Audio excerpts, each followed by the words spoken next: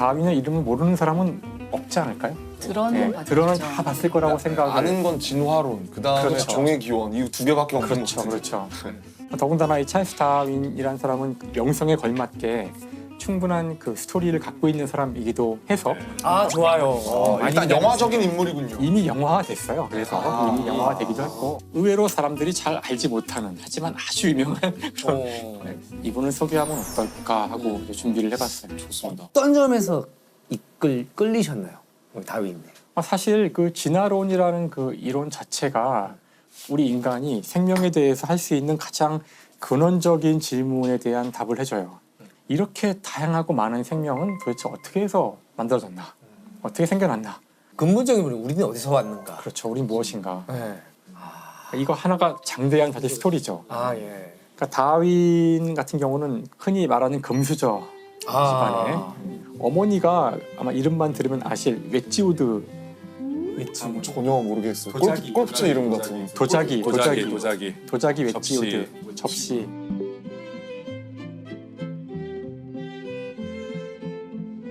그래서 금수저 집안에서 태어났기 때문에 사실 평생을 제대로 된 직업을 가진 적이 없었어요.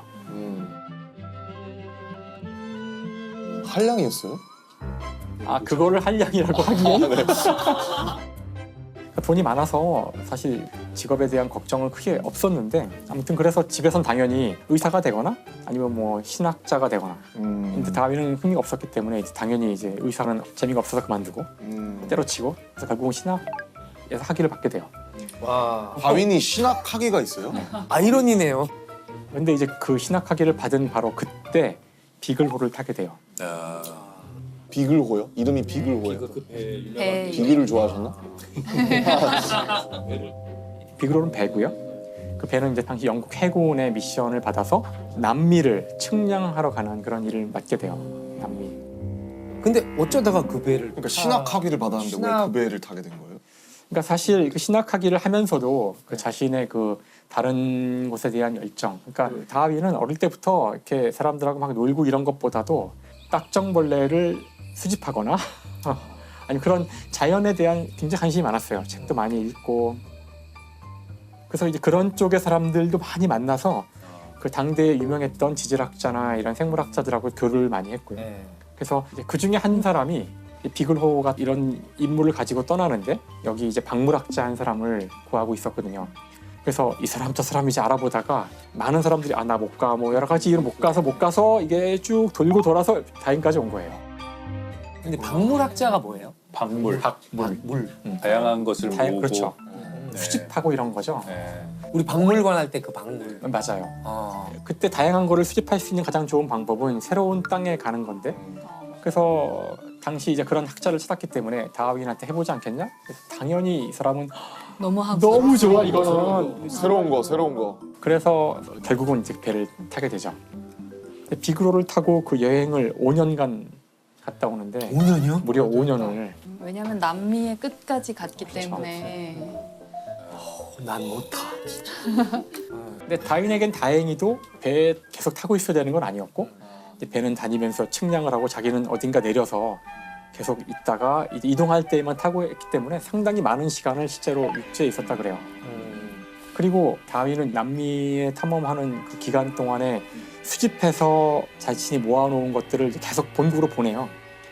보내서 박제로 만들어 보내기도 하고 뭐 새로운 이제 화석도 찾아내고 그래서 다윈은 이미 그것만으로도 그 유명한 과학자가 되긴 됐었어요. 그 탐험 여행 끝에 이제 남미를 다 돌아보고 남미를 떠나서 갔던 첫 번째 섬이 바로 갈라파고스였어요.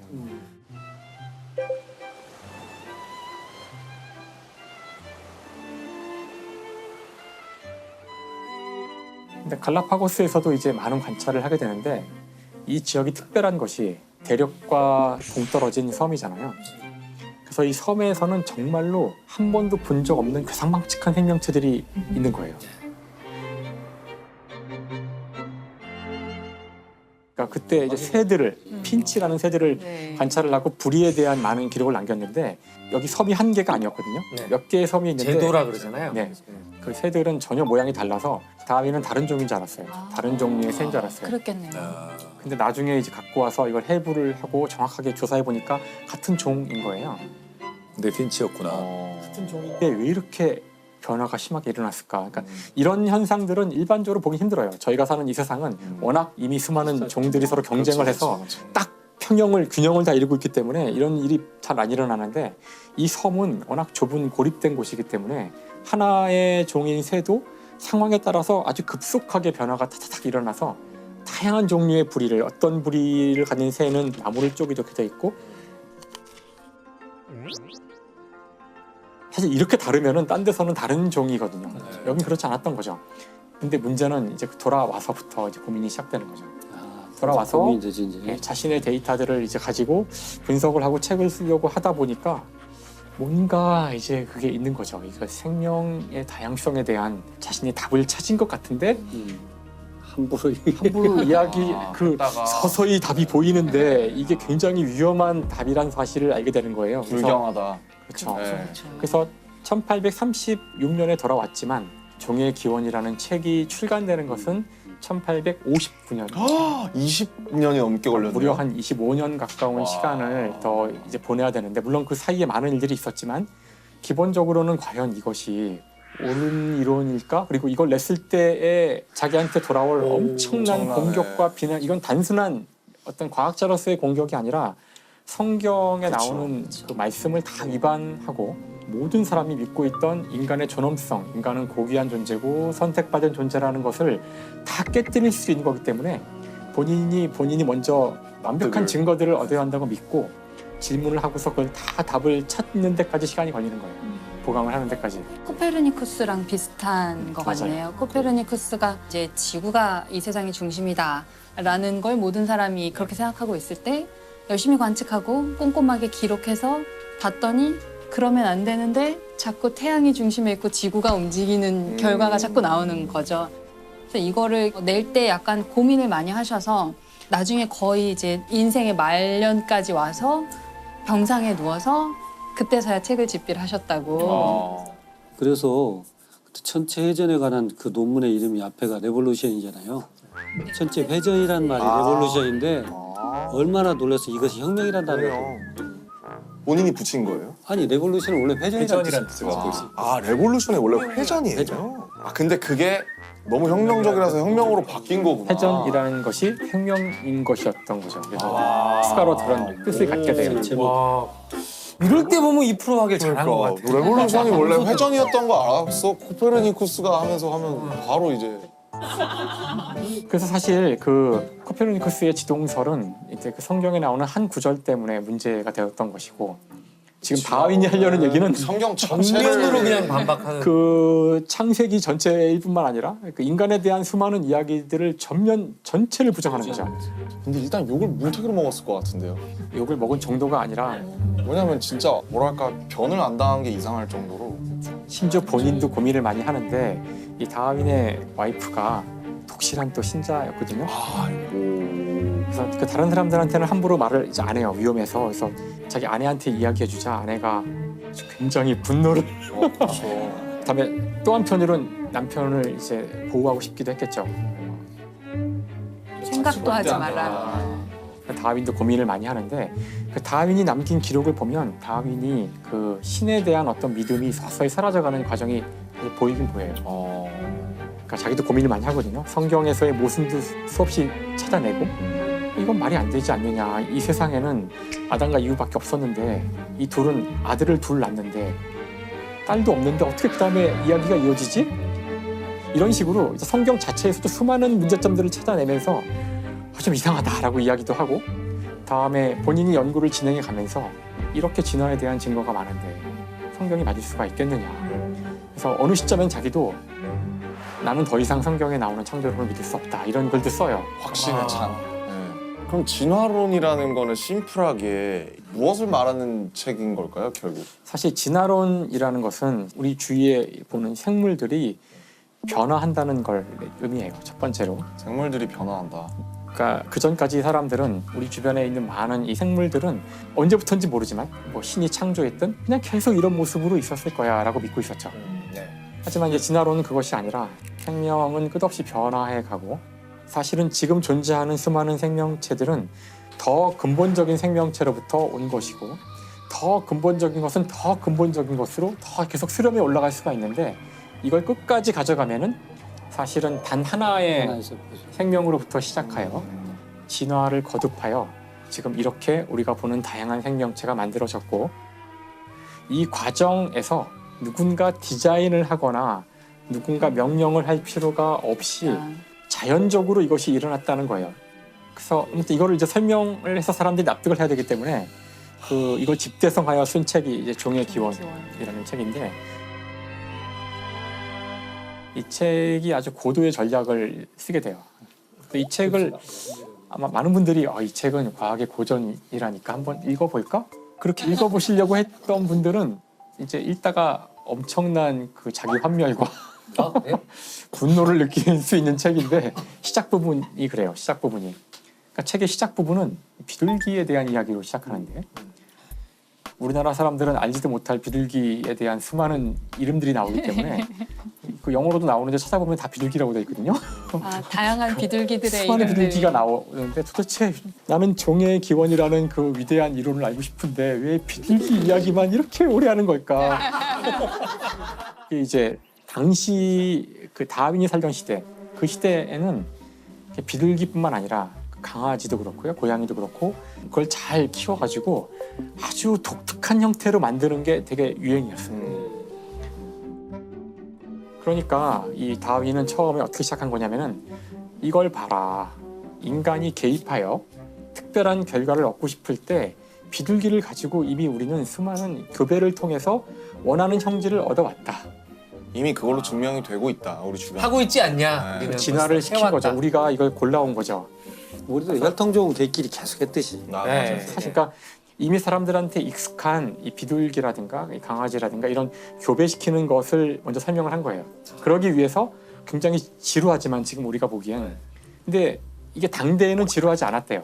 아, 그럴 수도 비둘기 있겠네. 얘네 집에서도 비둘기 키우고 저기 집에서도 네. 비둘기 키우니까 심지어 출판사에서는 이 원고를 받은 다음에 이게 입담하는 원고인데 이 책을 다 출판하기보다 요 일장 앞쪽만. 요 비둘기 요 일장만 따로 내면 이거 대박이다. 대박 칠 거다. 이거 우리 분리합시다. 네. 근데 이건 이제 다윈의 그 의도를 몰랐던 거고 아, 다윈은 이거는 사실 이걸 말하려고 쓴 건데 접근법이 굉장히 스무스하네요.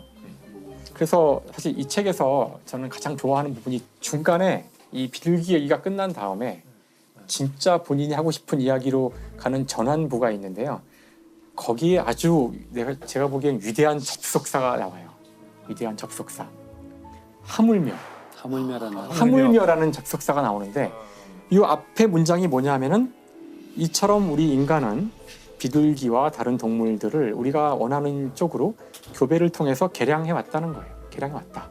하물며 자연은 수많은 생명체의 경쟁을 통해서 이것들을 그 환경에 맞도록 계속 선택을 해왔다는 거예요. 자연 선택이 거기서 나와. 그렇죠. 바로 인간이 해왔던 것을 이 자연 전체가 그 순간의 환경에 가장 적합한 존재들을 선택해왔고 이 생명종 전체를 바꿔왔다. 자연이. 네, 바로 이 얘기를 그리고 나는 지금부터 그 증거들을 하나씩 보여주겠고 거기서 나올 수 있는 모든 질문에 다 답을 할 것이다.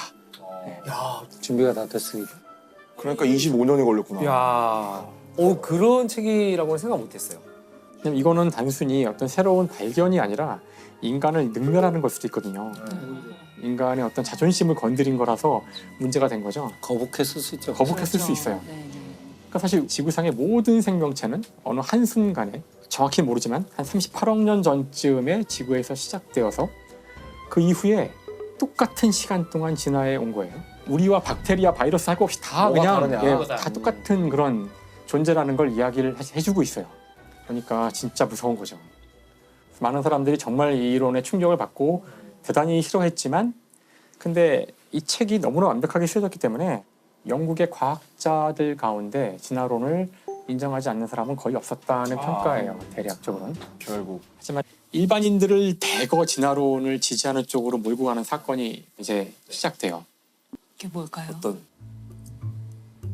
이제 보기에 따라서는 어떻게 오해될 수가 있냐면은 선택받는다는 것이 어떤 경쟁을 통해서 약육강식의 세상을 합리화하는 식으로 이용될 수가 있습니다. 그래서 우생학 같은 것도 맞아, 어떻게 보면 바로 네, 그거죠. 강한 네, 것들만 네. 살아남고 강한 것만 살아남고 또는 이걸 거꾸로 보면 살아남은 것은 왠지 강한 것이고 이걸 인간 사회로만 좁혀서 보면 가장 지금 우월한 백인들이야말로 살아남을 가치가 있는 그런 어떤 인종이고 아니면 유색 인종들은 지배를 받아야 될 그런 인종일 수도 있는 거죠. 바로 이것은 당시에 한참 아시아와 아프리카를 식민지화해가던 빵만 유럽에게 아주 필요했던 열강. 어떤 사상이었을 수도 있던 그렇게 거예요. 쓸 수도 있었겠어요. 다윈 자신은 알았을까요? 그 점에 대해서 혹시 미리 우려했거나 우려했죠. 아 그런가요? 네. 악용될 수 있겠구나. 악용될 수 있기 때문에 사실 그 진화라는 단어를 초판본엔 쓰지 않아요. 에볼루션. 영어로 에볼루션인데 에볼루션이라는 단어는 쓰지 않고요. 그 에볼루션이 들어가야 되는 장소에다가 정확하게는 그 디센트 오브 모디피케이션이라 그러는데 수정을 통한 나아짐이랄까? 뭐 이 정도의 느낌의 단어를 사용하는데 진화를 아주 완곡하게 풀었네요. 예, 완곡하게 네. 이것이 왜냐면은 그 에볼루션이라는 말에는 무언가 더 좋아지는 듯한 느낌? 네. 뭔가 방향이 네. 있는 듯한 그러니까 그런 뉘앙스를 주고 싶지 않았던 거예요. 근데 워낙 사람들이 에볼루션이라는 단어를 좋아하다 보니 다음에 이게 또 한 단어로 착착 붙잖아요. 네. 그래서 결국은 이제 이 단어로 귀착됐는데 후회하죠. 이걸 나중에 후회하고 뒤에는 쓰긴 쓰는데 계속 안타까워해요. 아, 여기에는 어떤 나아진다는 진보한다는 개념은 없다. 그러면은 여기서 결국 이제 이런 질문이 나올 수밖에 없는데 그러면은 되게 다른 답이 나올 수 있다고 생각하는데 그럼 인간과 다른 여타 동물들을 어떤 구분짓는 어떤 기준이 있다고 생각하신다면 그게 어떤 거라고 생각하시는지. 항상 이런 문제를 접하면 과학자는 똑같을 거예요. 인간이란 무엇인가? 인간의 정의부터 정의. 생각을 해야지만 이 질문이 시작되거든요. 네. 네. 그래서 그러니까 인간에 대한 그 정의가 여러 가지가 사실 있잖아요. 있을 수 있겠죠. 여기 네. 작가님도 많이 아실 것 같은데 네. 저 같은 과학자한테 물어보면 인간은 DNA에 있는 정보로 규정되는 그런 종이죠. 종이란 건 별게 아니라 서로 번식이 되면 종이에요. 네. 서로 이제 교미 적당한 단어가 그렇죠. 뭐 짝짓기. 예, 짝짓 그렇죠. 네. 짝짓기. 그러니까 사실 종에 대한 정의는 그런 식으로 짝짓기로 정의가 되어 있는 거고 우리 인간이란 호모사피엔스라는 종은 우리가 가진 DNA 정보를 가지고 이야기할 수 있고요. 그러면 다른 종과는 DNA가 조금 다른데 그 다른 동물과 또 다른 동물은 또 DNA가 약간 다르죠. 네. 사실 진화는 이유가 없거든요.